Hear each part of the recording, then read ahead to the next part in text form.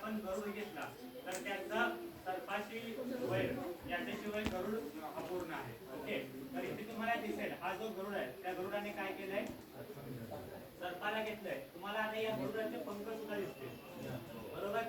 आता मी काल सांगितलेलं गरुड कसा असतो, उडणारा स्थिती.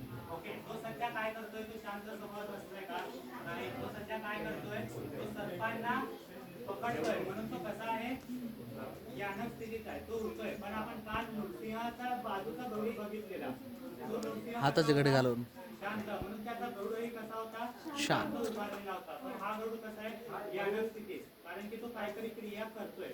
आणि या गरुडाने सर्प पकडला म्हणून वरचा सुद्धा सर्प आपल्याला कसा दिसतो, शांत स्वरूपात. ओके, आता तिथून आपण लॉर्ड शाखेवर आलो. लॉर्ड शाखेवर आलो, इथे तुम्हाला कोणते रेप्लिका दिसतात, हे सगळे सर्प देवता दिसतात. हे सर्प देवता आपण बघा, त्यांची शेपटी वेगळी आहे आणि या सर्प शेपटीतून जे आपण सापाचं कातडं म्हणतो त्या प्रकारचं दिसतं. आता ही पहिली शाखा, त्याच्यातून आपण शिफ्ट झालो दुसरी शाखा. दुसऱ्या शाखामध्ये आपल्याला काय दिसतात, वेल. याला वेल